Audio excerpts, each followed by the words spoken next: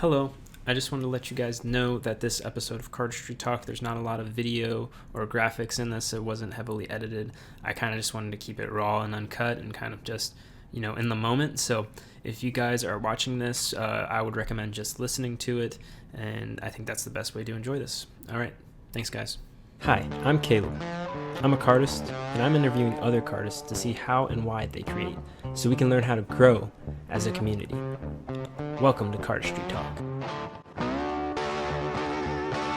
Hello everybody, welcome back to Cardistry Talk. This is episode 26. This is a very exciting milestone for me because my goal since the start is to do 52 of these videos, and this is the nice little halfway mark. So the reason I picked 52 is because there's 52 cards in a deck, but I'm really excited to be halfway through this and have met so many people and made so many friends. It's been a very honoring experience. And today's going to be a little bit of a different episode. I'm doing a little bit of a Q&A. I asked you guys what some questions you have for me are, and I'll try my best to answer those, and I'll also try to give as much information on my backstory in cardistry, my personal life, and just kind of be a little bit more open about who I am than what I can really do in the normal interviews when I'm trying to figure out who other people are, So that's the goal with this video.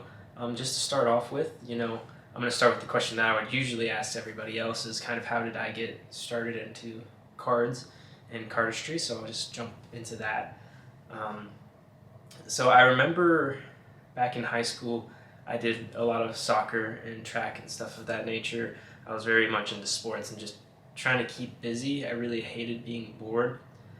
So I picked up cards at some point, and obviously I started with Magic like most people, but I can't remember exactly how, but I was just scrolling through YouTube and I found a David Blaine video and I just watched that, and I was just so interested in it, The reactions he would get from people were so heartfelt and they felt pretty realistic, and at the time I thought it was like, oh, so cool, like I can give that feeling to other people.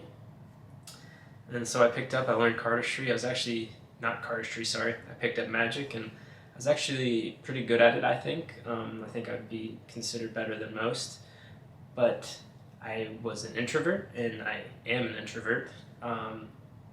So I didn't really like having like all the attention centered on me, and I kind of became the magic guy that like, oh, he knows magic, do a magic trick, and then like that's what my purpose was as a human. Like I didn't exist outside of magic, That's what I was to some people, just a place to get a quick fix of entertainment, and I didn't really like that.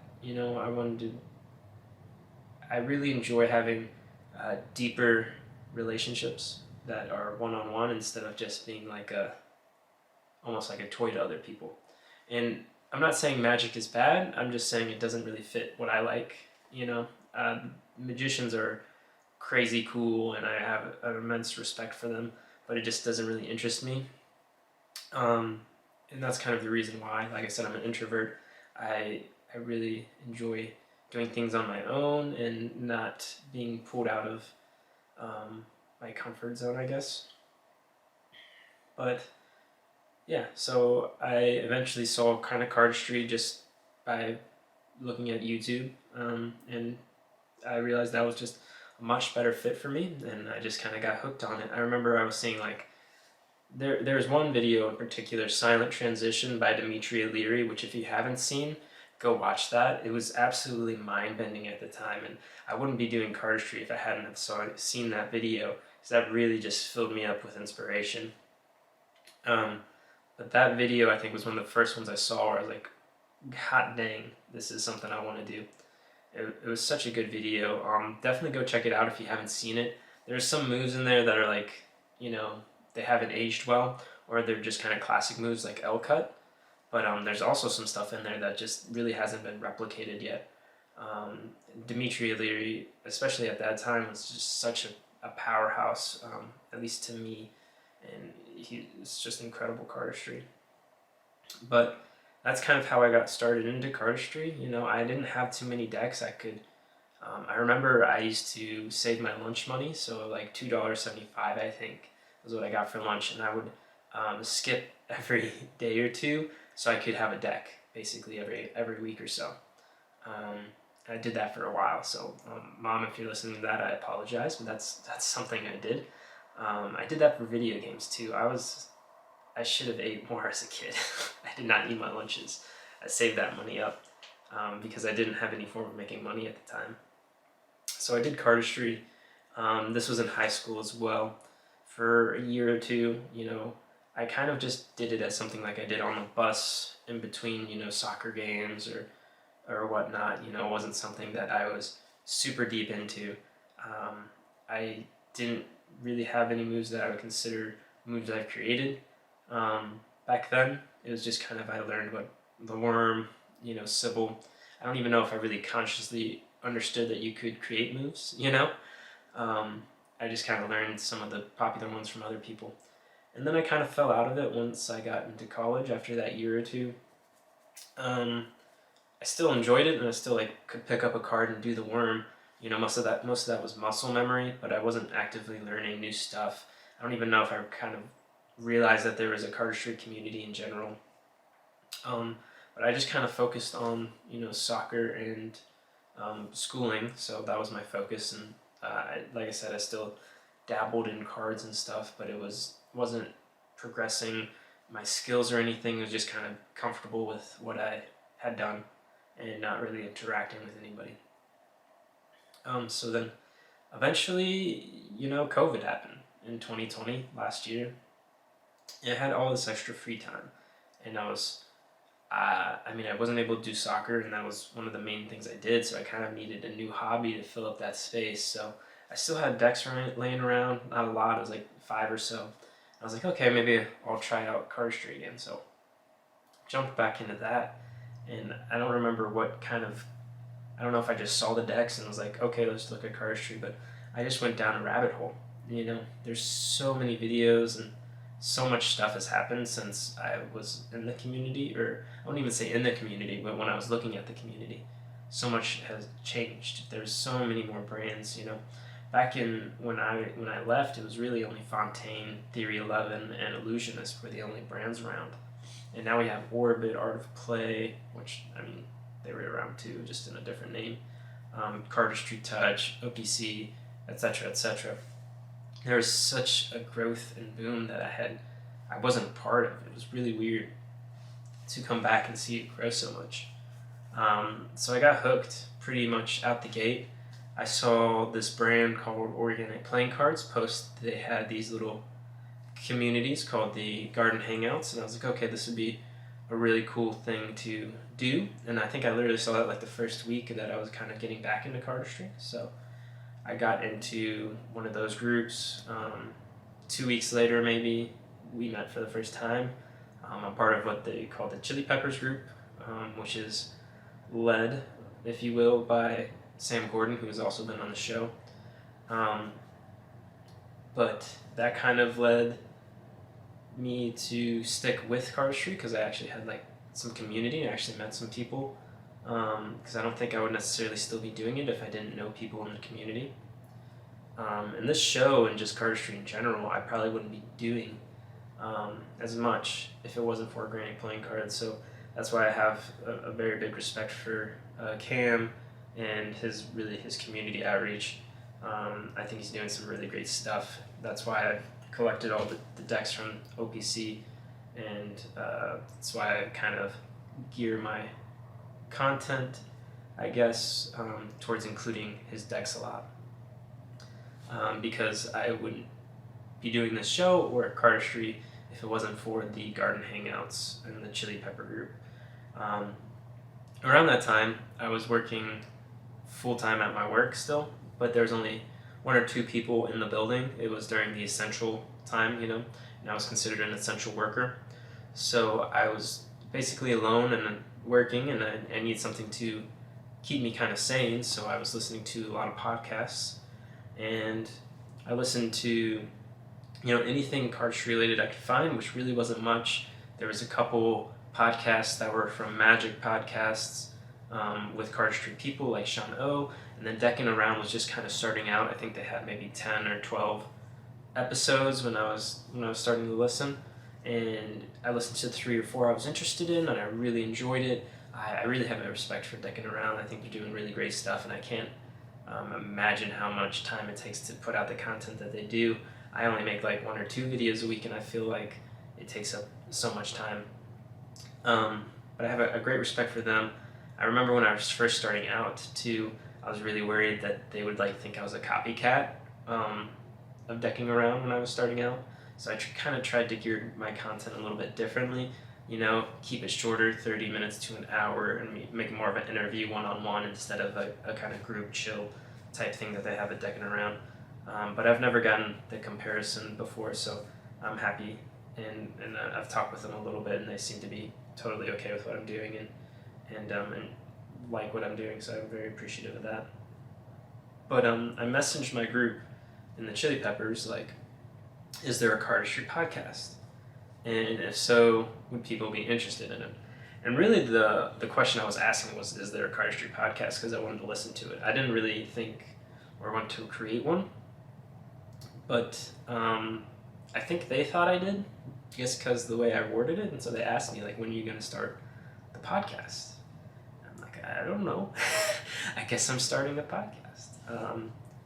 So I kind of started it. Based off of that, I was kind of interested in doing it, but like I said, I'm an introvert, and I don't know. It just seemed like something cool to do, though, so I did kind of give it a go, and I did 1 or 2 or 3, one with Sam Gordon. Also, the show wouldn't exist without Sam Gordon. His help in the early stages was awesome, and being my first guest.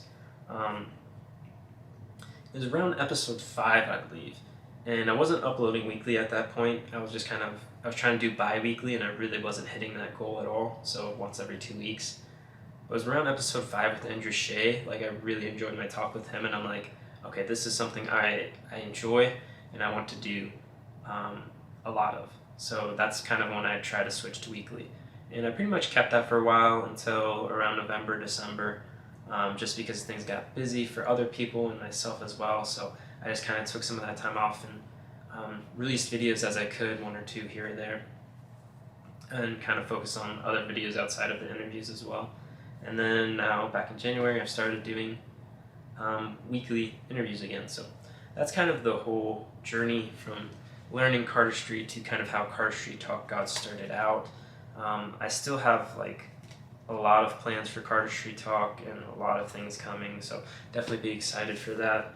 But just in general, looking back now at I've made 26 of these episodes, and I'd say 24 or 25 are with people I didn't know before I did the interviews, and I got to know them and become friends with a lot of these people, and I really enjoy trying to support them in their financial endeavors. I just recently bought something from BAM Cards because I've been meaning to do that for a while.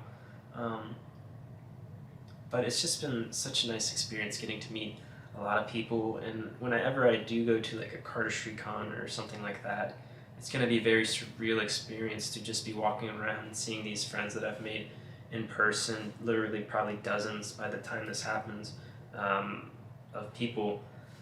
It'll be very surreal, and I'm very much looking forward to that experience. But that's kind of how I got started into cardistry, and how I got back into it was basically just boredom, I didn't have anything to do because of COVID, so I started doing cardistry again, and it stuck a lot more than last time. And then there was a while there where I was creating a lot of moves. I'm still creating moves, but it was really intense when I first started. I had so many ideas, especially with integrating foot stalls and the stuff. So I created a lot during the early time of COVID when I first got back into it. Yeah, so that's kind of my story. In cardistry, I think I answered a lot of questions people asked. I know Sam Gordon had asked how I got back into it. But looking into the future now, kind of talked about past, present. Now let's talk about the future of Cardistry Talk and my plans, and that's kind of something I want to talk about a little bit. Going forward, there's a lot of things I want to do. Like I said, I really want to do 52 interviews by the end of the year. That's the main goal. But I'm also going to start making the tier lists again. I know Cardistry Touch tier list is coming up soon, and if Orbit ever releases a V8, I'll make an Orbit tier list as well, if Orbit will ever do that. I know that it just posted a picture, but it's taking forever. So that's gonna happen. I got some tutorials. I'm trying to do at least 5 or 6 tutorials this year. I know I have one coming out next week, so look forward to that. I'm also going to be doing some collabs with people in the future. Card Perfect Magician is going to be one of them, I can say out the gate, and Bear Cardistry probably as well. So a lot of collabs coming up too. I'm going to try to, hit the goal of starting to do maybe more than one video a week, more than one interview. I'll do one interview a week, but also having a supplemental video as well. Try to push myself creatively and try out new things. And there's a couple of big name guests that I have coming soon, so be excited for that. I'm also going to keep trying to interview lower names and kind of middle tier names as well. I really want to have this really nice balance so I can keep doing this for a long time and still have it be interesting. I think the goal is to hopefully do a long time, 4 or 5 years, but we'll see how I feel after those 52 interviews. Speaking of Card Perfect Magician, one of the questions he asked was, do I ever plan on releasing a deck? And to put it simply, yes, eventually. I think everybody kind of wants to put out a deck. I think the market's pretty oversaturated at the moment. There's so many decks coming out so fast that a lot of them are just not sticking out.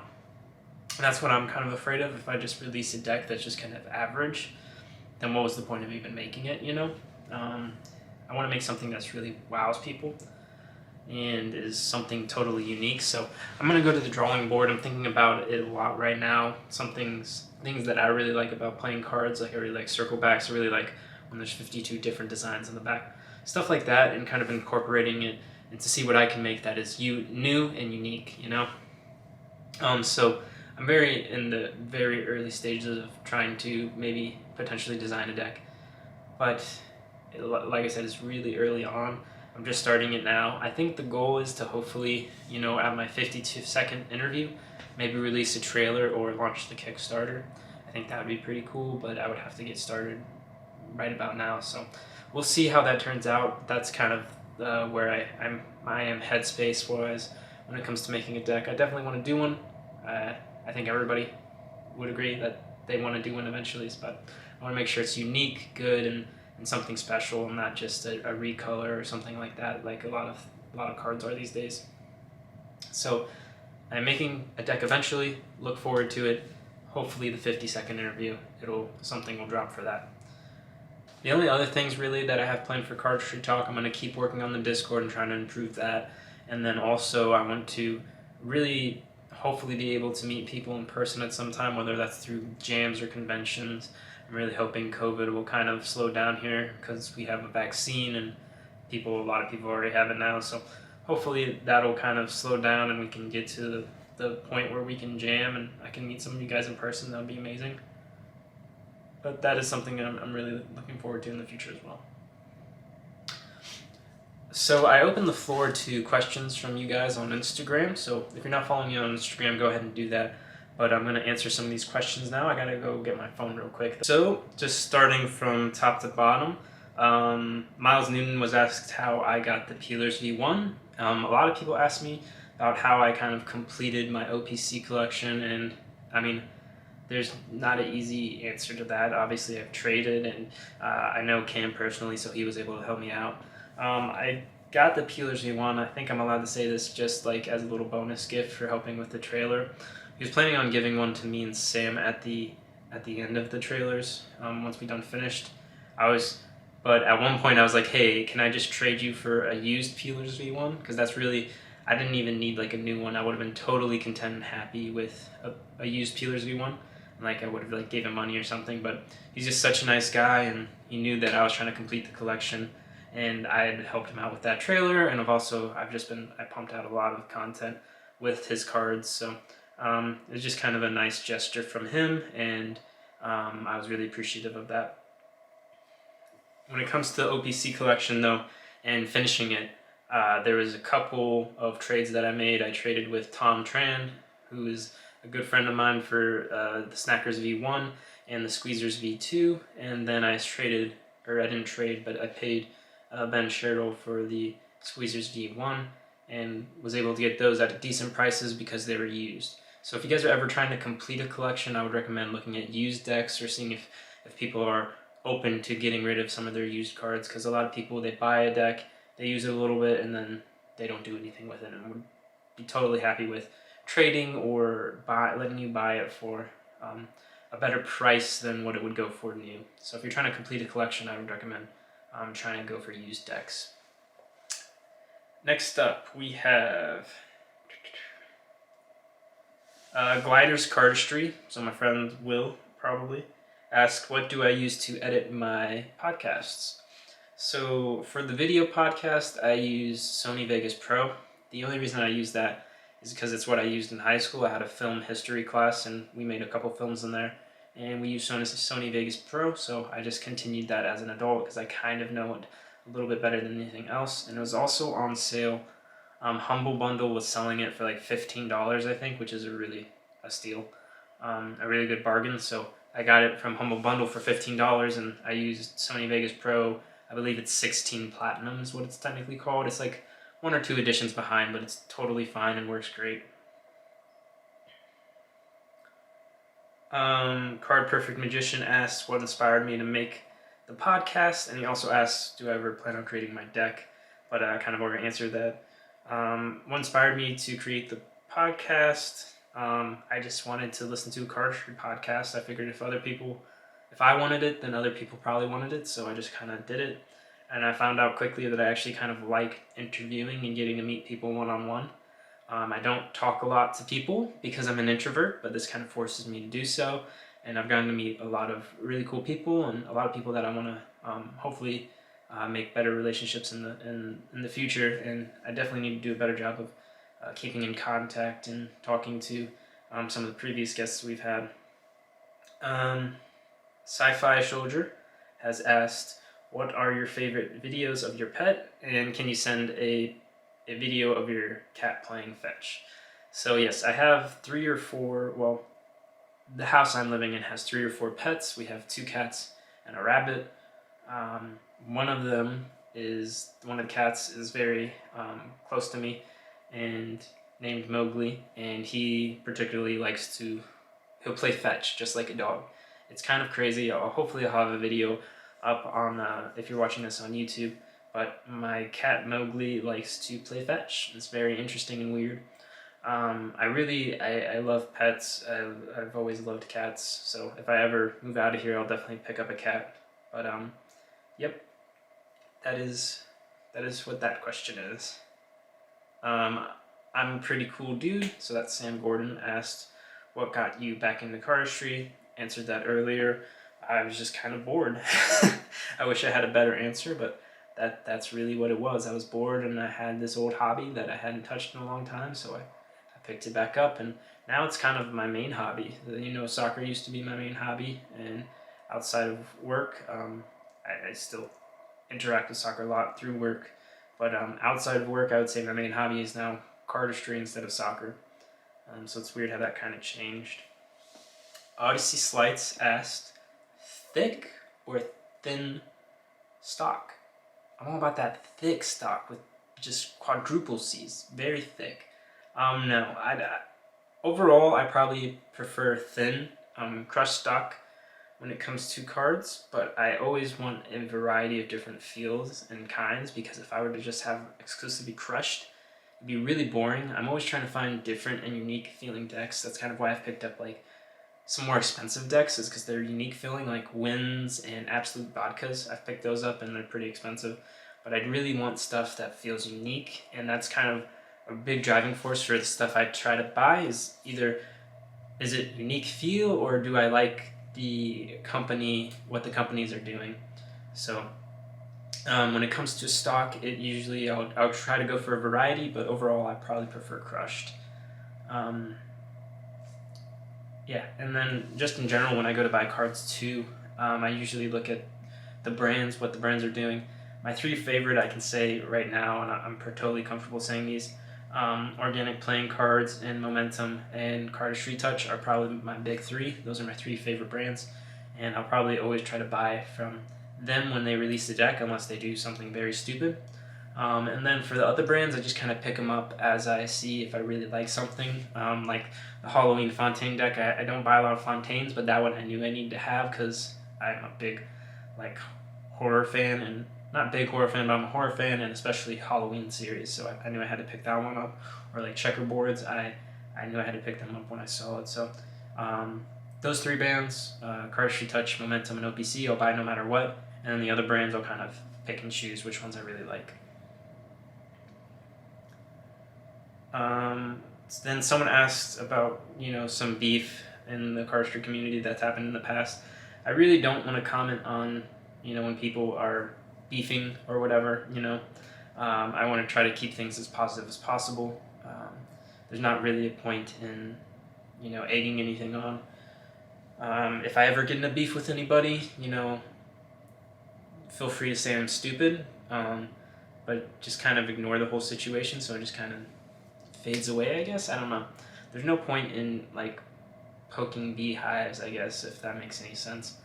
I don't think I'll ever be in a beef with anybody, but we'll see.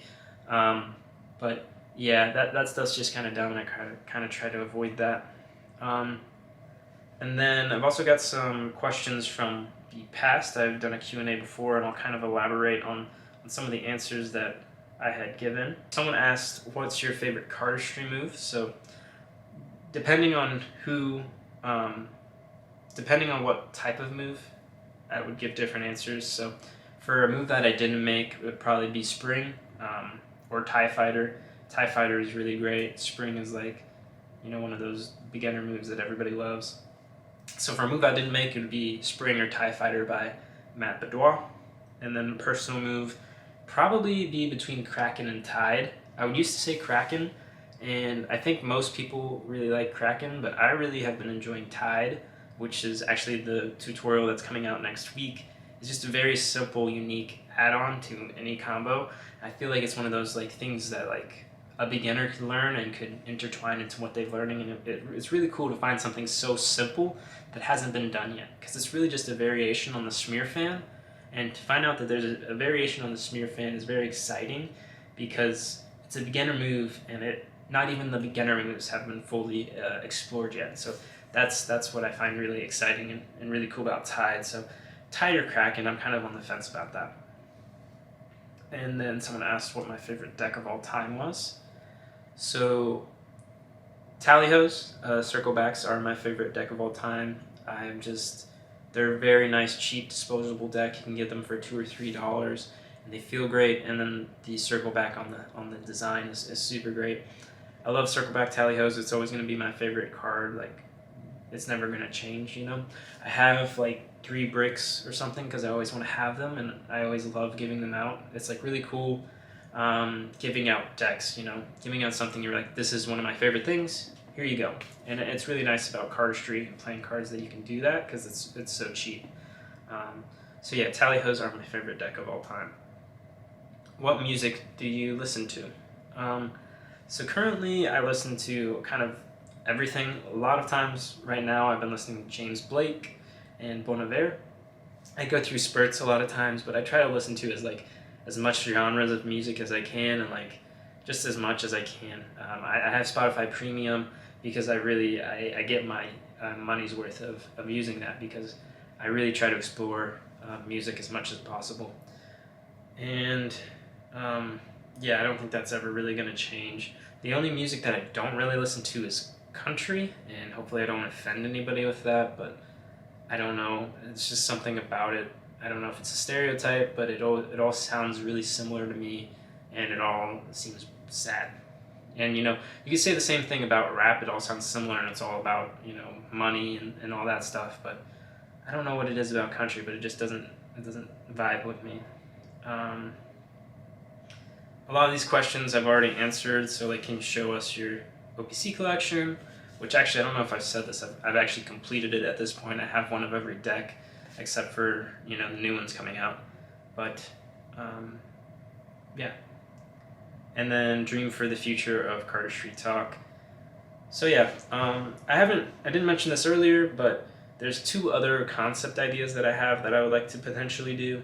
In-person interviews would be incredible. I would love to do in-person interviews. I don't think that's really realistic unless I could like use money from a deck of cards maybe to fly people out, but it's not really realistic. Cost-wise, obviously I don't really make any money from this. Actually, I don't make any money at all. In fact, I often lose money because I buy like camera equipment and stuff. The only money I've ever made is from selling the Cardistry Talk t-shirts, which you can still buy, and you can always buy. Those will always be available. But yeah, it's just not really practical. If there's ever anybody that wants to like drive to Cincinnati and like hang out for a while and do an interview, that'd be sweet. But I'm not counting on that. And then also, I really like the idea of vlogging the creation of a deck and having people put their input on every aspect. So I may do that with the deck potentially, that I hopefully do in the future, but we'll see about that. Biggest pet peeve is the next question. I hate talking in the movie theater. People who talk in a movie theater absolutely drive me crazy. I love movies, and I love like being transported to a different world. Movies is like one of my favorite hobbies. I've been into movies for a very long time. Just watching, not really like, I don't really have any aspirations to make a movie or anything like that. But watching movies is a very big hobby of mine, and like I want to be transported to a different world, and I don't want any distractions. You know, I'm the type of guy that likes to turn out the lights, lock the door, have the sound loud. I don't want to hear or see anything else except for the movie. I want to see every frame because it was meticulously chosen by a director, by an editor.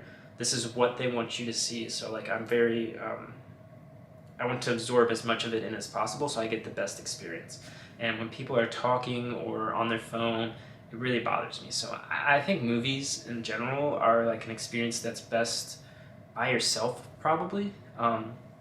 By yourself or with somebody else that's quiet, and then you can talk about it after the movie's done.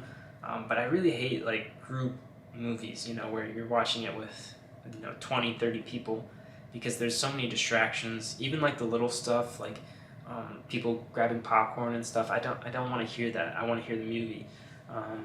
So I'm very particular about that, and I don't think that's ever probably going to change. But yeah, pet peeves, people that are distracting in the movie theater for sure. So I still got a little bit of time left, so I'll go to my spin the wheel app. I'm not going to do wrap around of questions, but I'll just spin the wheel and answer some of these questions that I normally ask people. So the first one I have that popped up is, do you play video games, and if you do, what's your favorite? I've talked about this a little bit before, I believe, but I used to be into video game collecting, so I collected video games, you know. I had this shelf used to be filled with video games, and I've since shrunk it down to probably like a fourth or a fifth of what it used to be. I try to only keep games that I plan on replaying now. And that's something I want to get into the future as well, is maybe make a video about why collecting playing cards is much better than collecting video games, or vice versa, like collecting playing cards versus collecting other stuff. Because I think there's a lot of benefits to collecting playing cards as opposed to a lot of other mediums. So hopefully I'll do a video about that at some time. Android or iPhone? I have iPhone. I have nothing against Android. It's just iPhone's kind of the system that I know, and that's the only reason that I keep using iPhone. Favorite deck of cards? Tally-ho. Already answered that. If I could have any superpower, what would it be? I don't know if it's a superpower, but like invincibility, or not ever dying would be sweet. I don't know if it would be cool to see everybody that I love die, but being able to live forever and like getting an amazing amount of knowledge and experience and being able to help people, like that'd be just really cool. What else we got? If you could have coffee with any Disney character, who would it be? Let me think about that real quick. If you include like Marvel, I'm not going to include Marvel and Star Wars. When I think Disney, I'm thinking of like Mickey Mouse and those guys. The guy from Treasure Planet, the main character from Treasure Planet, I would like to meet him. I think Treasure Planet's a really underrated movie. If you haven't seen it, definitely check it out. It's like Treasure Island, but with spaceships, and it's animated. It's really good, but I would like to talk to him, I guess. I just really like that movie, I think. Pancakes or waffles? I'm gonna have to go with I don't know. They're both great. Pancakes. Have I ever broken a bone? This is a fun story. I've broken 2 bones. Both of them have been on my forearms, on my arms. 2 separate occasions. Both involved the slide. So when I was really young, like 3 or 4, I was climbing up a ladder, and I fell off the ladder to the slide, and I broke my hand. And then like in 3rd grade, I went down a slide, Superman style, and landed on my other arm, the opposite one, and broke that one as well. So me and slides have a long history of not meshing, and slides have given me great PTSD. But no, I have broken bones. Both of them were my arms, and both of them involved slides for some reason. Favorite band or music? So like I said earlier, I really love music. My favorite musician is Justin Vernon, who is the singer for Bon Iver.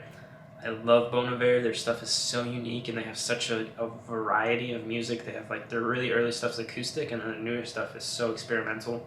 But everything that they do, I really enjoy.